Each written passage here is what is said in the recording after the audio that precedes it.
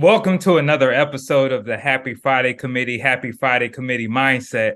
Today we have a special guest, Mr. Tyran Cosby, who is a Marine, a chef. He just does so much. And, I just got him on this show. And he's trades stock as well, is correct? Yes, sir. Yes, sir. I Yeah, do. yeah, yeah, yeah, yeah. So he just does so much, and I just wanted him to share his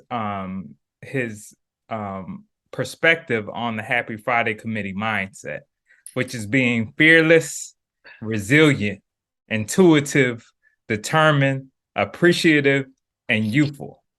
And I wanted to start with the word fearless, and I wanted to know, what does that mean to you?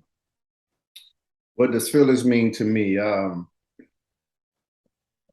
I guess you would say like you know that danger is there, and whatever you're doing, there's either failure or there's danger, and you just don't care.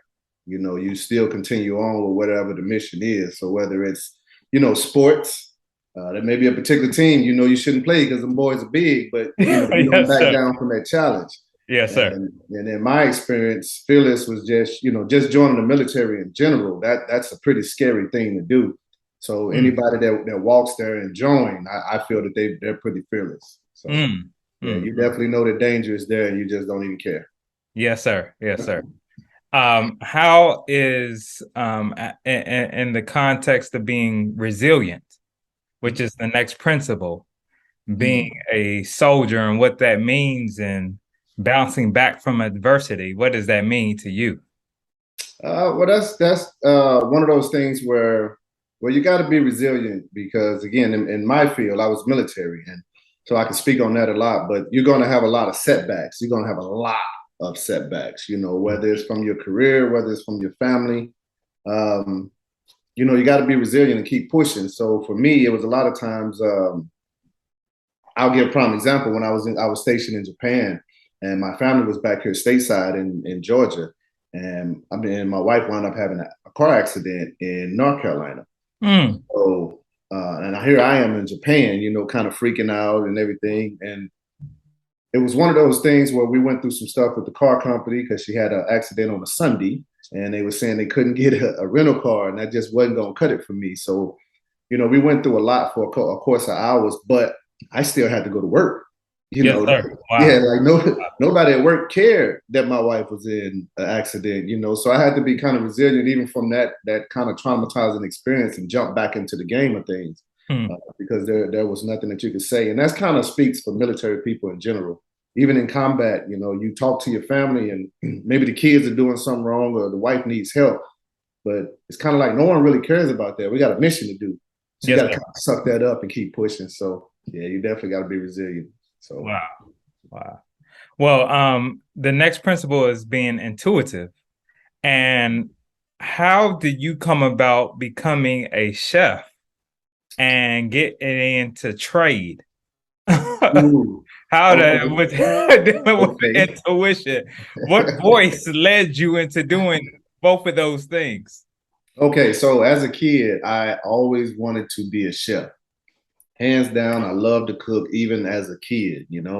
So at the older I got, I would watch cooking shows, and we used to have a little, TV that you turn.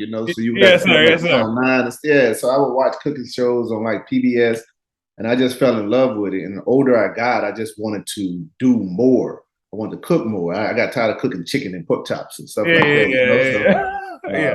so it was a promise to myself that when I retired, I would live out that dream and become a chef. And I looked up culinary schools and everything. And, one thing led to another, and I met some great people while there, and we established relationships. And the next thing you know, I was a sous chef to my buddy who's a celebrity chef. His name is David Rose, and he travels around the world and he does chef at events. So I got to be a sous chef. So not only was I a chef, but I got to travel the world and be a chef. Wow. So it Wow. was it was definitely one of those things where every day I get to live my dream out. Um, and the thing with and trading, you speak of trading. I got into that because the older you get, you start hanging, or you should anyway, hang around people who are in a much better position than you, Yes, sir. Absolutely. financially and everything else. And that was one of the big things that the people I hung around with, they was like, you need to learn how to make your money make money because you're not stronger than your money. Yes, sir. Yeah, and trading was one of those things where they taught me more of it than investing. Trading is one of those things I kind of picked up on my own. Mm. So I say, bro, it's the easiest money I ever made. So so it was like, Yes, yeah, sir. it interests me. One, because I'm retired. I don't want a job, but I do want money. So Uh, I got to leave home to do it. So it worked out perfect. So, but yeah, between chefing, trading, I did acting. So I got some acting in. Uh, just anything that sometimes I just make bonehead decisions, bro, and I'll be like, I want to try that, and I'll do it. wow. So Wow. that's how I led to a lot of that. Wow. But that's a beautiful thing in terms of just trying those different things, because most Yeah, people, most people in your position, especially being retired, right. they retire. And and it's not wrong. That the thing about retirement is I like when most people they'll get there and they feel like I finally made it. You Yeah. know, for me, when I hit retirement, it was like now my life begins. Wow. So now because I achieved what I needed to do to get to a point where I didn't have to worry about finances or I didn't have to worry about getting up the next day. So Mm. I achieved that. So now I really have no excuse not to do everything I've ever wanted to do in life, along with my family and my kids. So yeah, that for me it kind of like life starts now. So the more my kids and my friends do, I can't just even though I'm retired, I still be like, I gotta one up them, Yes, sir. But how did so that goes to the next principle, which is determination. How do Yes. you continue to be determined? If you're a person that's like you don't like to lose, then you just no matter what goal, no matter how bonehead it could be, you're gonna try to almost kill yourself to succeed and for Mm. me, success is a little bit different than everybody else. I'm not into the cars and the houses and women. I'm into a point where I just want my family to be straight for Yes, sir. generations, and so that's been my mission because it's always like you can't just stop at one. So when I did acting, it was something I wanted to do. It wasn't a lifelong passion because man, I've traveled the world and I've seen what it is, and the world is very beautiful. You Yes, know sir. what I'm saying? So there's no way you're gonna get me to sit in one spot for the rest of my life and do something. So Mm. nah, man, I'm very determined to be successful, and I think that leaked into a lot of my kids, my friends, because again, the more they hit their bucket list and their challenges, the Yes, sir. more it makes me want to keep going and do stuff. So it's like motivation. So I'm Wow. determined to just be as successful as I can till I die. Yes, sir. Yes, sir. Absolutely. Yeah. Absolutely. Good point. The next principle is being appreciative. What does that mean to you? And Appreciate how do you show appreciation? being appreciative, being that is it's like appreciating everything.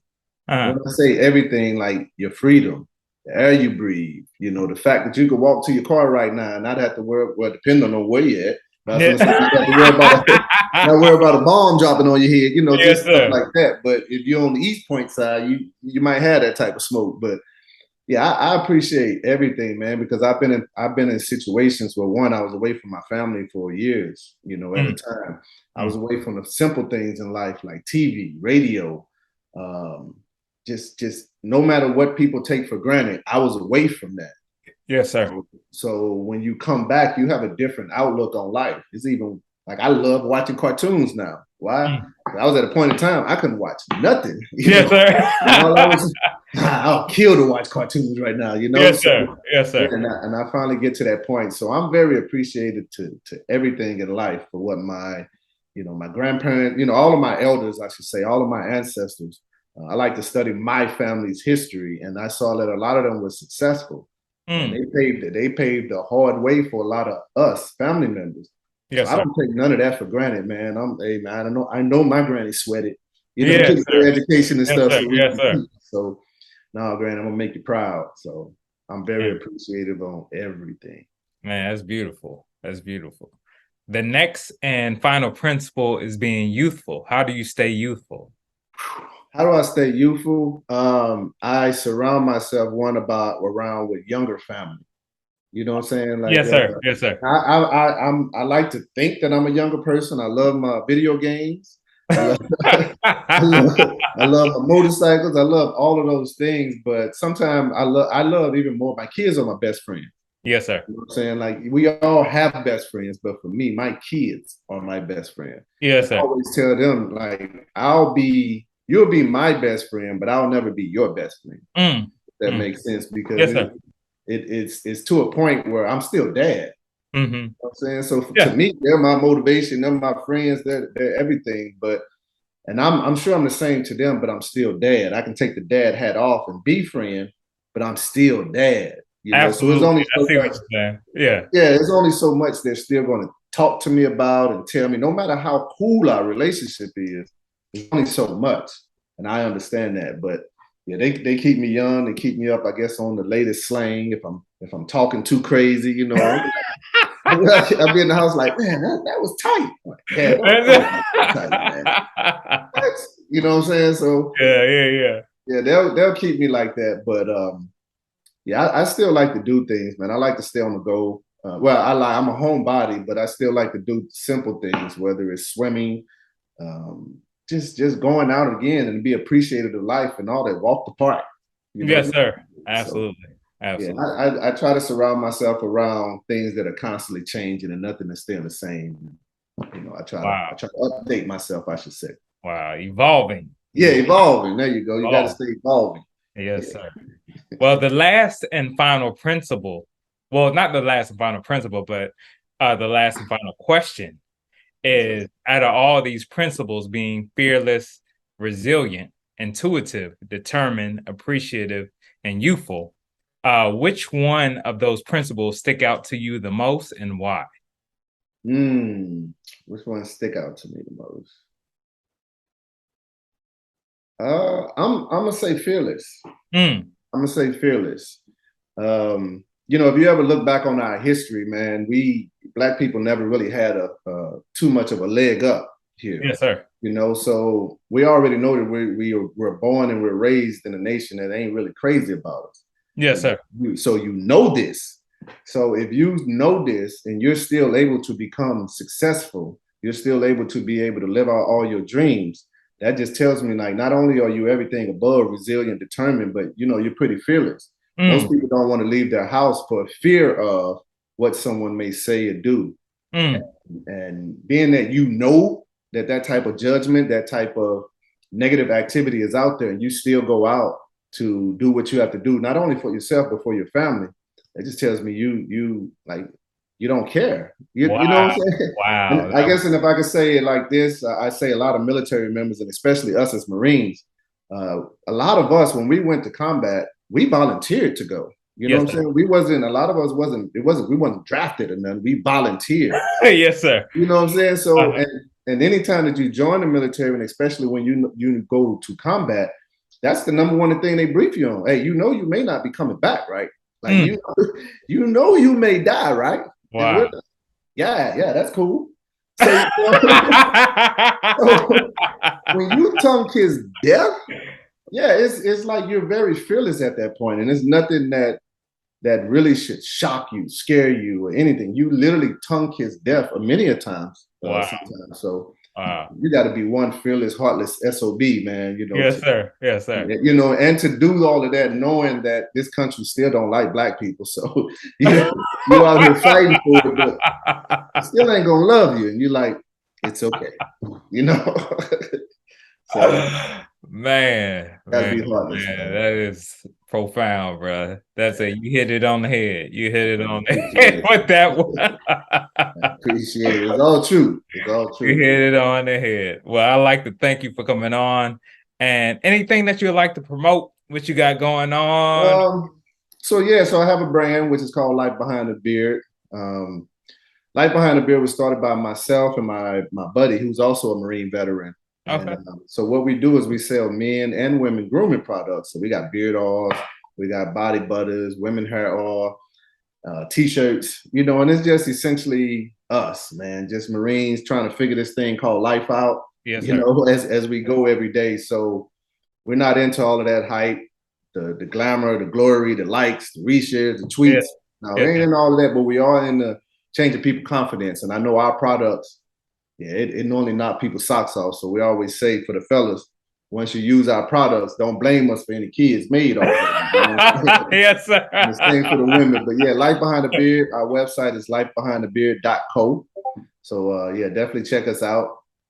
Outside of that, man, we just two normal brothers loving life, man. That's it. Appreciate it, bro. Appreciate it. And I'd like to thank you for coming on. I'll put that up at the end of this interview. Yes, sir. But Yes, thank sir. you for coming on. And, you know, I do believe this is going to help a whole lot of people. So thank you, brother. I think so. And if I could say one thing, you know, one more thing, and that is, I call you Mr. Ali. Yes, sir. You know Yes, what sir. I'm saying? Yes, And sir. I'm older than you. I'm Yes, sure. sir. I'm older than you. So it's a thing called respect, you Yes, know, sir. and I respect you from the time I touched down in that school. So what you're doing now, I know for a fact, man, it's gonna go far because you a solid brother. You know, Thank you, big brother. you ain't into all of this hype and glory like everybody else. So I know what you're doing now is pretty awesome, man. So keep it up, bro. Appreciate it. Thank you for coming on, and man, much success, and we'll talk. Thank you, Miss Ali. And I'll talk to you on Monday in school, sir. All right.